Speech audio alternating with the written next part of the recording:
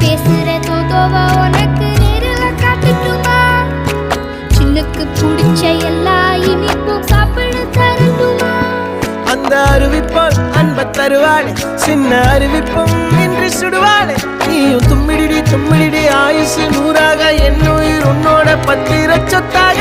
என் பார்வை உன்னோடு, உன் பொம்மை கண்ணோடு, பேசாமல் விண்ணோடு நாம் மிதந்து போவோம்.